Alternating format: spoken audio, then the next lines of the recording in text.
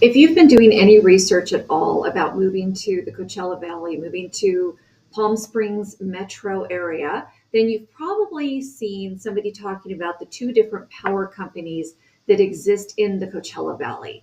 One tends to be a much more affordable, and the other one is less affordable. So I wanted to give everybody an idea of what that looks like. So first and foremost, here is a map of the Coachella Valley.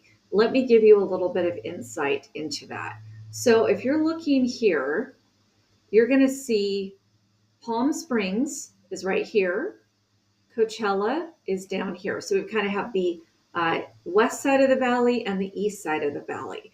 And it's a little bit wonky, but the split between Southern California Edison and Imperial Irrigation District. I know that sounds like water, but it actually has to do with being attached to the Columbia River. But that is your power company if you live on the east side of the valley.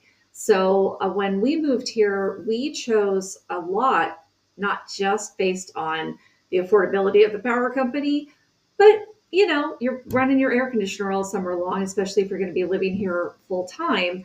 And, it was a consideration. So the line runs, it's a little bit wonky. Like I said, it's kind of does this little dip and then goes like so, if I'm doing that right.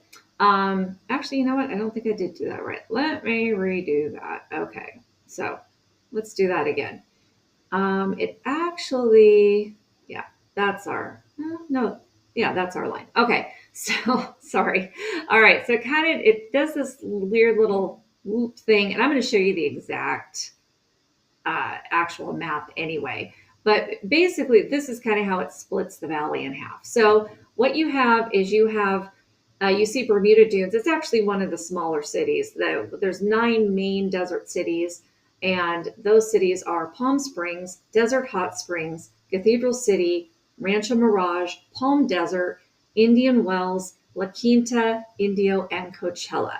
However, there's also Bermuda Dunes. There's actually a small airport there as well.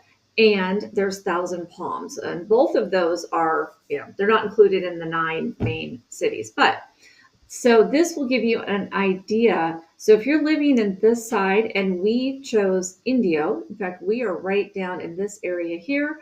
If you've heard of Stagecoach or Coachella, those happen right down in our neck of the woods. If you've seen any of my videos about, or any other videos about Old Town La Quinta, that's right down here as well. So it's a really, we actually love living on this side of the valley. The whole valley is fantastic. But the bonus to living on this side of the valley is that you have the different power option, right? Here's that map I was telling you about. So I showed you the map earlier where I drew the line kind of right down the middle there. And this is the map right here. And I will put this link in the description so that you can pull it up for yourself when you're looking around. Of course, I can always double check if there's any properties that you were interested in. And, if you chose to use me, of course, obviously, you're going to have this map regardless. But if you did, and this was important to you, of course, this is something I can always check on. I can do searches based on this map. So automatically anything that's coming to you would be in this location. So because I have the ability to go into our multiple listing service and draw these lines. And there might be a few that we get a little bit off because sometimes the listing agents don't always put the map pin exactly where it needs to be, and we have no control over that. But I can always double check that when we're looking. And, there's not going to be a ton of those that are going to do that because a lot of the stuff right here is going to be, if we know it's in that area, we're going to know. And so we're going to know to double check whether that is or is not in the Imperial Irrigation District. So anyway, so this is the map directly from the Imperial Irrigation District website. And so I just thought it was something that you would like to see also. So one thing that you could see, this was an article from several years ago, but it does highlight the fact that you've got a difference in charges from 11.69 cents per kilowatt hour, $11.69 per kilowatt hour for IID, Imperial Irrigation District. That's the east side of the valley I was showing you. while Southern California Edison charges a base rate of 19 cents per kilowatt hour. Another thing to consider, though, too, and this is not something that we have directly been involved with, but I've heard a lot of people. Now, there are plenty of solar panels on the east side of the valley in IID. But one of the things that we have looked into, we've heard a lot of people say that the power is not, IID is not as friendly to getting those solar panels on for some reason. However, SoCal Edison, so if you're here, you're calling it SoCal Edison, right? So that one is not as restrictive when it comes to getting solar panels put on. Obviously, if you're living here, taking advantage of solar power would be a huge bonus, right, for you. And there's a difference too. Another thing that I found out that didn't know, that and you might already know this, but since I didn't, I'm just going to share it anyway. So you have got the solar panels where you are going to be offsetting your solar panel or your power bill. However, you also have, if you want to say like, I'm going to be impervious to power outages and all that. So if all you have is solar panels and the power goes out, you don't have any power, whether you have solar panels or not. But what you do need is a battery backup. Those tend to be a lot more expensive.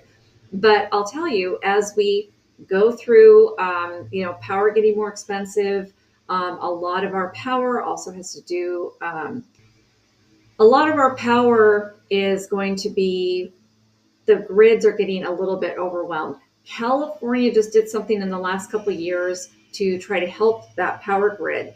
And actually, we noticed it last year. So we're in IID, and they have a great Facebook group that talks about when we have days that we're asked to conserve power.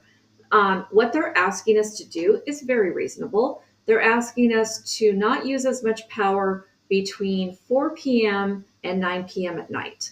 And so what does that mean? It means maybe don't run your dishwasher, your dryer, your washing machine, major appliances. Put your air conditioning up around 78 or higher. And I know that sounds really hot because when I was living in Washington State in the summer, we had our air conditioner much lower than that. And we were on the east side of the mountains, so we actually had some pretty hot days. So we actually had our air usually set to more of a 74 or something. But let me share with you, when you live here, just there's that difference in climate, there's that difference in dry, and how these homes, a lot of them are actually insulated.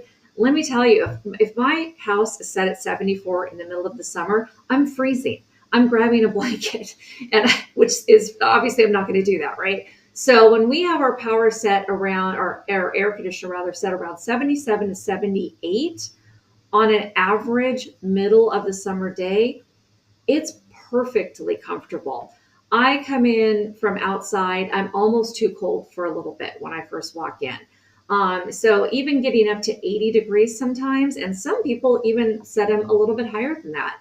I don't know too many people who actually even want them lower than maybe a 77 or a 76. So on those days when you need to conserve power, when the majority of the state maybe has a super hot few days and it's really excessively hitting the power grid, it's not that difficult, I promise. So you can use ceiling fans, you can use, that the fact they encourage you to just use fans to cool yourself. So you maybe pop it up to 79, you use your fans, you don't wait, you set your dishwasher so that it doesn't run right away. It's going to run later on that evening. So, so my point is though, is that as we see these things being necessary, as we see conserve days, at some point you could see brownouts happen again. Knock on wood, we have not had that in the over 4 years that we've lived here. I lived in Las Vegas for a very long time. We didn't really have that problem then either. However, it could happen. It could happen again. And if you were to buy the battery backup, it's kind of like the off the grid kind of idea. You just have your own power that you can connect to when you need it. I don't know a ton about solar panels because we want to get them. But what I do know is that that's what it's going to take in order to, if the power is out, to be able to run your home with your solar energy that you have built up in your system. So obviously, if you're in SoCal Edison, you're almost more inclined to get those solar panels. And let me give you an example. So I had a listing in Palm Desert. It was in the Southern California Edison portion of the valley, and they had leased solar panels for 20 years, and their lease was $247 a month. I had it listed in summertime. The house was always perfectly cool and comfortable. They had also, this is going to add to your power as well. They had a pool and they had a spa. Obviously, the heating the spa has nothing to do with that; it's gas. But getting that pool pump and everything that's running for the pool is going to increase your power bill. So it was really interesting, I thought, to see that their power bill was, they never had another dollar in addition to the lease on their solar panels. So while some of us were paying as much as $350 and more, we don't have a pool. My biggest bill has been $350 for the dead of summer, running the air conditioner a lot, being comfortable while we were in our home. And also, just the reverse of that is that you also have a very low power bill. Like this time of year, my power bill might be $50 because I don't need to run anything at this time of year. So I'm recording this on December 5th, and it's going to be 80 degrees today, and it's very cool at night. So I think it hit maybe 49 as a low. So we sleep with our windows vented. We've got the things in the windows to keep them, to have that security, of course, but we keep the windows kind of vented at night. And when we wake up in the morning, we open everything up. It cools off the house, the natural air conditioning. And then honestly, by the time we hit 80 degrees in the middle of the day, I might still be wearing socks when I'm running around my house. So it's just something to keep in mind. That offset will be, obviously really, really good. But people are paying, and I've heard well in advance of $500 a month or more during high time for running your air conditioner. Now, again, this example I'm using ran their air conditioner, had their everything was set. When I had a set amount, which I experimented with last year on my IID payment, so they average all your bills so that you can say, I'm going to pay the same bill every single month, no matter what happens. And then after that 12 months, they kind of redo it. And then you can keep going. You can do another year on an average bill, or you can, just pay whatever the difference was, or you get a credit for that, depending on which way you went. And then you can just start paying month to month, which is what I actually chose to do again. But my average bill was $192 a month based on the last 3 years prior to that. And if you consider the fact that the SoCal Edison people with a pool, which would add a significant amount of power to their bill, was like 200, I want to say it's 247. So bear with me. I'm pretty sure that was the number. So $247 a month, every month, and not a penny more. They never had $1 billed to them by SoCal Edison for the multiple years that they had that system when I met them, which was just, I want to say 2 years ago. So that's a really good example of what a solar panel can do, basically saving them money every month. So it definitely is worth looking into. You got your solar options. You've got your option of living on the east side. We can still get our solar panels on the east side and also offset our costs. But those are just some ideas that you might want to consider when you're looking around town. I actually have some people who are looking at coming into town, maybe buying here, and have lived here before and are now saying, you know what, we're going to get a bigger house this time. We're moving back. Yes, people do move back to California. I'm one of them because I was born here. But when they move back, they are really considering we want to stay in Imperial Irrigation District location. So that is part of their plan. And if you are moving here to retire, or you just have a vacation home and you're like, well, I don't want to spend too much money on that vacation home.